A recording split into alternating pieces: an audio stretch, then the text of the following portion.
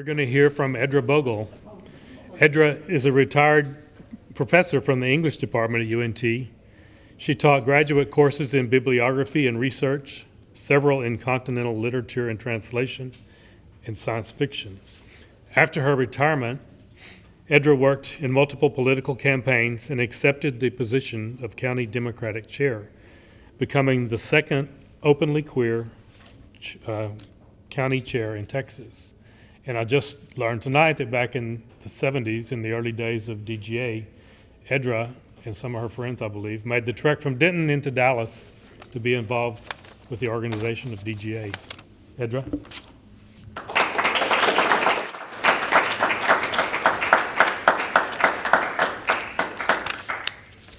As you can tell by the background here, I'm a little older than the other people who have spoken tonight, and my experiences in many ways were different because the world was so different in those days. However, I think that all of us, to some extent, do have the same sort of coming out experiences. I have a cat at home. Her name is Dorian. And every morning, precisely at 6:45 a.m., she goes, meow, meow, meow. And if I don't get up, pretty soon she jumps on the bed. And so I've got to get up and let her out. And so in about 10-15 minutes, she'll ask to come back in. She'll be either at the front or the back door, and she'll come in, and I'll have some crunchies ready for her, and she'll eat some of her crunchies, and then she'll go out again and asking, meow, meow. And then she'll come in and eat some more crunchies, and she may repeat this 5 or 6 or 7 or 8 times during the day, always speaking very good English, saying me out.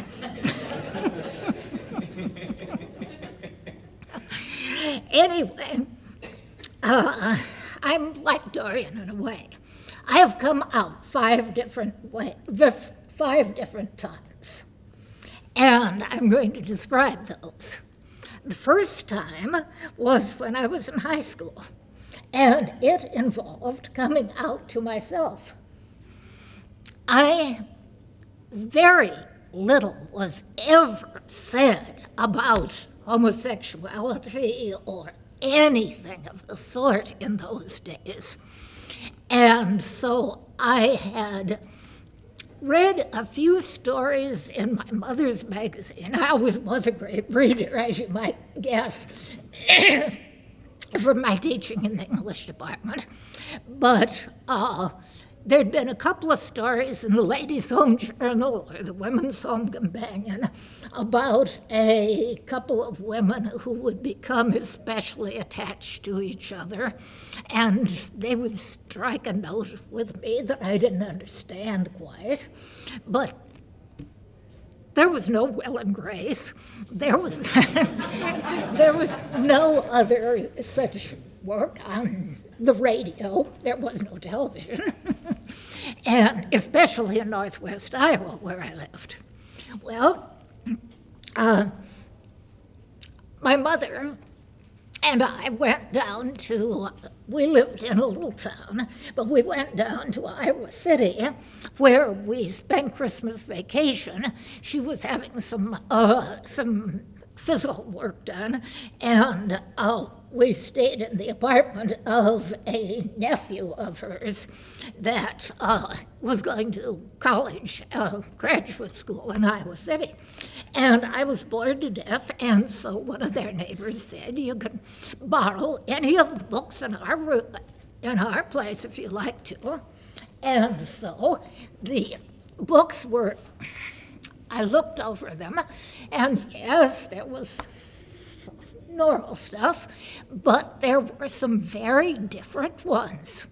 The only title I can remember for sure, and I meant to look up some of the others, but there were a series of books about somebody named Bebo Brinker. You've read it. Anybody else? all of them were stories with very unhappy endings. Sometimes the unhappy ending was brought about, excuse me, because the allergies, because the couple broke up because they just didn't care about each other anymore. Sometimes it was because one of them would have to give the other up because of their job or something like that. There's actually a study of the books of that period, and it talks about the very negative portrayal of homosexuality in all of those books and all of that period, both books on males and books on females. Although the men did it a little bit better. There were some distinguished writers among the men, Gore Vidal, James Baldwin, etc. Anyway, I read those stories and I said, that's how I feel. And so I came out to myself. I realized that, yes, it might mean that, well, actually, it sort of explained why I wasn't boy crazy the way that the other girls in high school were, and why I had already decided that I was going to go to college if I had to work my way through it, which I did, and that I was going to become independent and live a very independent life all by myself. So that was number one. Number two was a second coming out was to my mother. I went to college after having worked 2 years to save up money for it, and I had to take a job, and so I took a job in the library on part-time, just a student assistant, shelving books, etc. And I took a course in librarianship, and within a week of getting there, I realized that I was falling in love with one of the librarians. And she was wonderful. And let's see, she wasn't that much older than I was. She was interested in a lot of things. She was very good with the students and helped us all a lot. Of course, I never said anything to her. How could I, with the background in those novels that I had read? But we became sort of friends in a way. And then I graduated, and she and 2 other librarians managed to wangle me a PEO fellowship so I could go to Columbia University and get a master's in library science, because Iowa State Teachers College did not offer anything beyond a BA. And they said I'd just be lost in wasted in a little town someplace in Iowa, keeping the high school library, maybe the elementary library, teaching a few courses on the side. So I went to Columbia. And that was when I came out to my mother, because as I was getting ready to go, I got sadder and sadder and sadder and sadder. And then we got down to the train station, because I had a lot of stuff to carry with me. You didn't fly that much in those days. And I started crying and crying and crying, and Mother didn't know what it was about. And finally, from a few things I said, she figured it out. And she didn't know as much as I did about the topic. When we did discuss it, not right at the train station, but when we did discuss it, she said, well, there was a man in Primgar that everybody said was a morphodite. Have any of you ever heard the word morphodite? It's an old word for hermaphrodite, which would be traditionally, it was taken from a Greek word meaning somebody with the paraphernalia of both genders. You can see how much she knew. And yet she had a BA, and she was a teacher, etc. Anyway,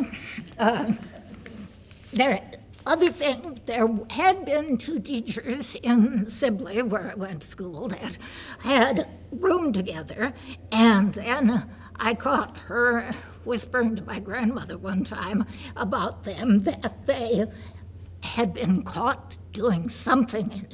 I couldn't tell what it was, but somebody, they hadn't locked, this couple hadn't locked the door, and their neighbor had come in and found them doing something awful. But that was Mother's other association with the topic. Anyway, so I decided that, okay, I would maybe, if I got my master's in library at Columbia and did well, maybe I would eventually work to where I could get a job at my alma mater and live close to my friend. And that while it wouldn't be a real relationship, still I could see her every day, etc. And so I continued to work as hard as I could, but I didn't think I qualified for partly because of this topic, partly just because I had been raised had to have much confidence in myself for other reasons. And so when I was offered a job in Oregon by one of the people who was at Columbia getting a PhD in Oregon, a PhD in librarianship, converting her old master's into a PhD, I took it. I figured, well, that's a good job, and it paid for $600 more a year, and that was money in those days, than any other library job that I was offered. So I went out to Oregon, and I did well there, and then eventually I went Columbia Placement Bureau, I won't go into the details, got me a job at the University of Southern California. And partly that was so that because I wanted to get a PhD myself. I thought I'd do it in librarianship, but when I got there, it turned out that the comparative literature was so much more interesting, and I didn't think I'd learn much of anything more in their library science department than I already learned at Columbia. It wasn't that great a library school. So I enjoyed my studies in Comp Lit and everything else very much. And I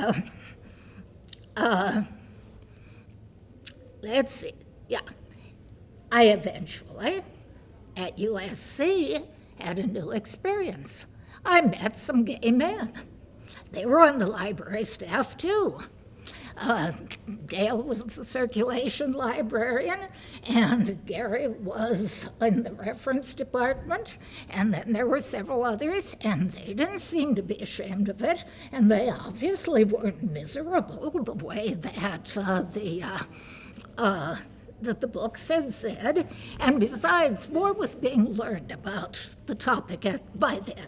The Kinsey Report had come out, and if you're not familiar with the Kinsey Report, become familiar with it because it is very important. And the Kinsey scale, right? you need to note. Anyway, so I came out in a different way. This was a third coming out to some other people on a basis of friendship, and enjoyed going out to coffee with them every day and visiting each other's houses sometimes, and just in general being good friends. And they figured out about me and took me to a gay bar in Los Angeles, and there weren't very many at the time. The other thing that I did at USC was, of course, I was going to have to write a dissertation. And I had seen 2 movies about Oscar Wilde when I first got to Los Angeles. And in one of them, his friend, Robert Baldwin Ross, 1869 to 1918, seemed to be just a gentleman and just the best friend you could have. He was his Oscar's literary executor after he died, etc. And in the other, he pretty well fit what a biography of Wilde called him, the little man with a wizened soul. So why the difference?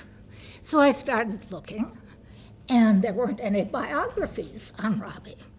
And some people would mention him. There was a book of letters from a lot of well-known people to him, and you could sort of piece together something from that, but not a whole lot.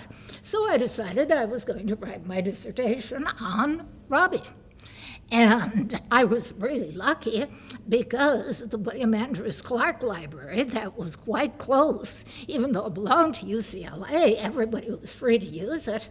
And I could use an immense number of letters that had been written to, mostly to, occasionally from Robbie. I made a notebook that had a page for every day in his life and filled it all in. Of course, there weren't any computers at that time, so I had boxes of index cards with notes from all of these different people. And then I got the wonderful experience of going to England and using the Bodleian Library at Oxford in order to use some of the sources there. And so I wrote my dissertation on Robbie, and this was coming out to other people, not on a love relationship, but letting the faculty know what I was interested in, letting Dale and Gary, and I think that my advisor pretty well figured out, even though he didn't say anything. And so that was a third kind of coming out. So, have I got time to give a feminist comment for about 2 sentences? No, it really is sad. I had been hired as the education librarian because my degree was in education. And then the associate librarian for public service decided that she was going to quit. She was getting older and she wanted to have children, and so she was going to quit her job. And so I was appointed to that job. And I enjoyed it. I think I did well. I was in charge of reference and circulation and the undergraduate library, and we moved about 100,000 books that had been in storage in 2 different areas with only workers from the Union Rescue Mission and the regular staff of the USC maintenance men who drove the trucks and would pick up somebody at the Union Rescue Mission every morning. Anyway, that was interesting. And I'm bragging.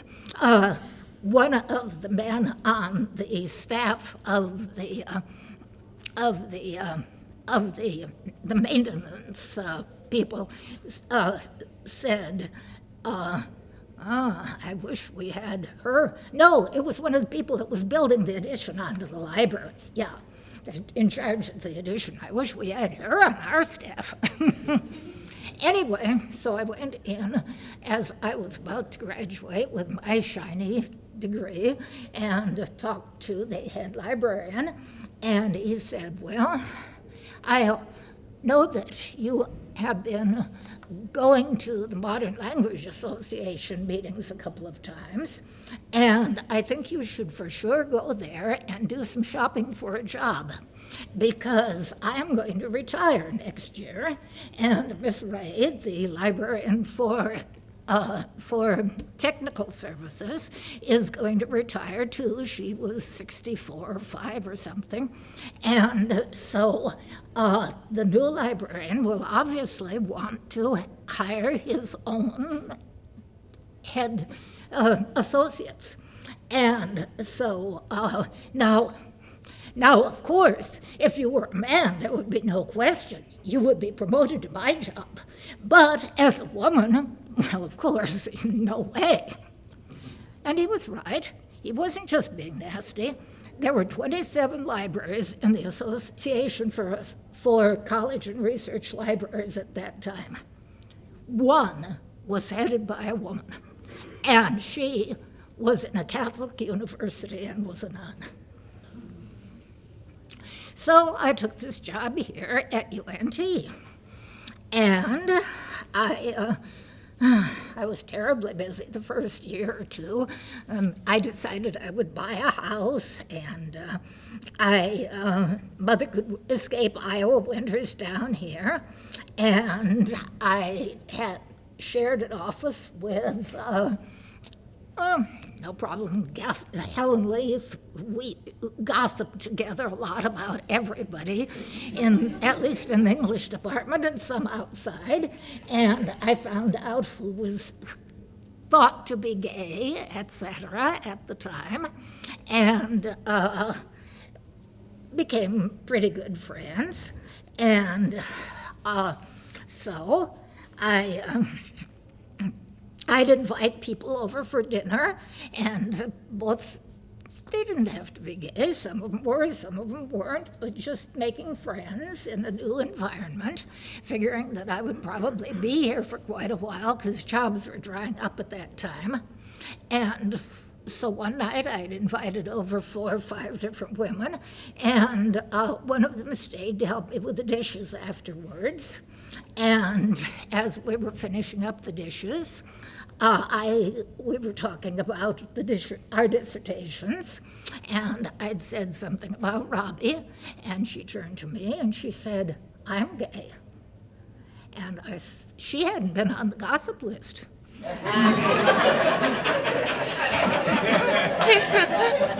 And so she made it pretty clear that she was really interested in me.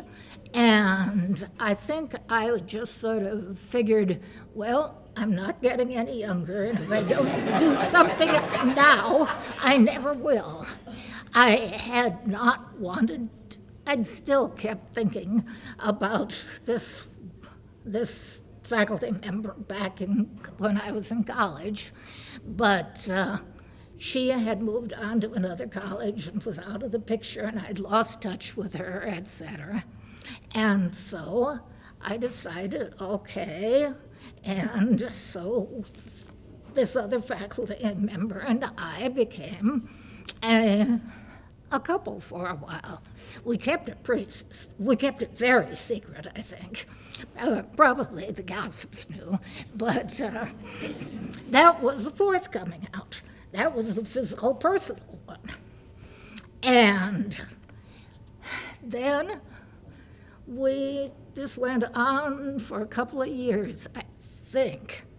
And then she, to me, in a strange way, this fourth coming out seems hardly important, although some would probably consider it the most important.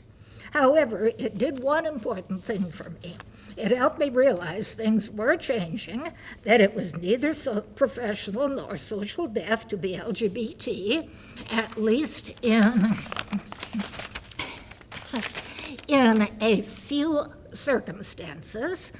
And every year I went to the Modern Language Association's convention, usually reading academic papers on the topic of science fiction there, since that was my love, but occasionally on comparative literature topics too. And after a few years, I got up nerve to go sneaking into the meeting of the Gay Caucus for the Modern Languages. And hearing stories of the academic successes that a number of the people in there had held, and people from unlikely places, such as Nebraska, for instance, made it seem not nearly so scary. Well, when I came home, my friend said, "You just don't seem to have missed me at all." And I said, "Well, no, I enjoyed it, and it became clear to both of us that I really hadn't been attracted to her, that I really had been still crazy about this college teacher I had had, and that this woman hadn't been my type anyway, but that I hadn't wanted to put her down or make her unhappy, and I certainly hadn't wanted to go out looking for somebody, and so it just seemed any old port in a storm. And so she got herself a job, a promotion in another town, and we didn't see each other again. And so,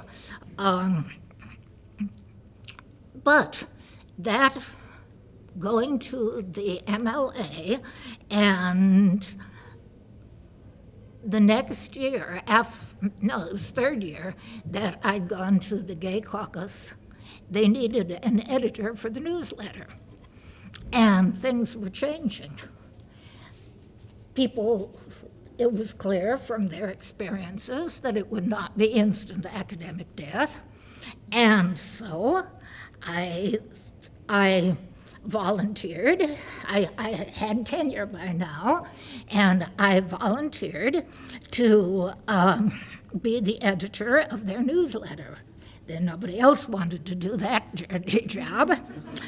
And I could have kept it secret or tried to keep it secret, but I figured that would just look as if I were frightened and ashamed, and I wasn't going to do that. And so when I returned to Denton, I had the appointment published in the faculty newsletter and in the campus newspaper. And what were the repercussions? Within the next year, I was elected to the Departmental Executive Committee and to the Faculty Senate.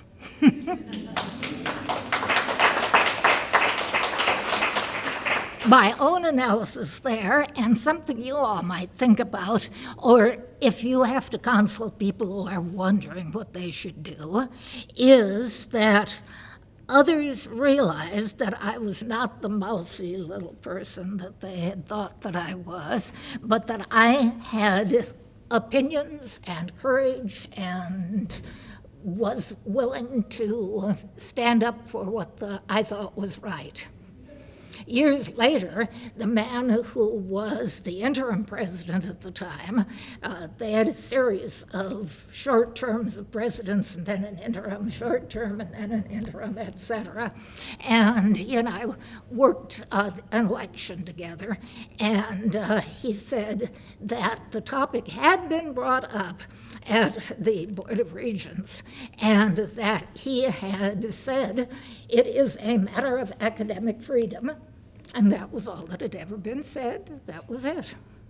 So anyway, that was the 5th time that I came out openly. And I think, although the times have changed so much, it's something for you all to think about, these different times. And also, yes, we've made a lot of advances, but we haven't achieved everything. We've still got a ways to go. We've still, you've heard what some of the Republicans in the debates have said, and you've heard some of the preachers even now, etc. And get yourself involved in politics and find a way in which you can make a difference too, so that those that come after you will not have to go through the struggle that so many people in here talked about and so many people in the past have talked about. Thank you.